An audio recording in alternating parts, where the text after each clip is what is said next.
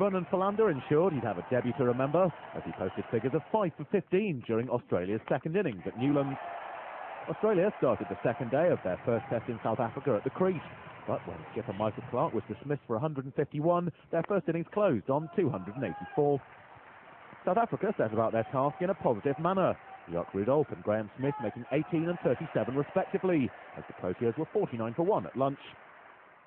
But after lunch, the day was to see a drastic change. Shane Watson came into the attack for Australia and set about tearing through the host's batting lineup. His staggering five-foot began in his first over. He trapped Hashim Amla LBW after a successful referral before he dismissed Jacques Kallis without scoring.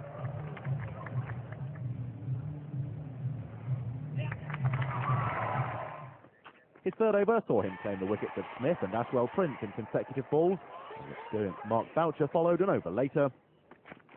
Ryan Harris joined in on Watson's hot streak as he claimed 4 wickets of his own. South Africa lost 9 wickets in just 68 minutes as they narrowly avoided the follow-on, posting just 96. Australia came back to the crease leading by 188 runs. But the second day would continue in dramatic fashion.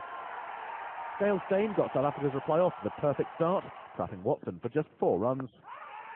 Ricky Ponting came in at 3 with Sean Marsh struggling with an injury, but no sooner had Ponting arrived than he was returning to the pavilion. Philander picked up the wicket of the former Australia skipper for a duck.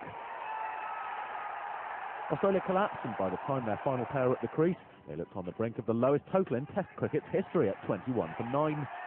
But their final pair, Nathan Lyon and Peter Siddle, put on 26 runs between them before they eventually folded for 47. So, after Australia's brief stint at the crease, South Africa returned to begin their chase of 236 to win. But there was more to come for the enthralled Cape Town crowd. Rudolph hit 3 boundaries before Siddle dismissed him for 14.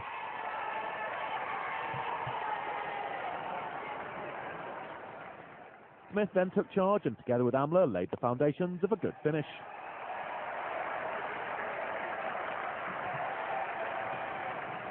At close of play, a staggering 23 wickets had fallen, and South Africa trailed by just 154 runs, with 9 wickets in hand.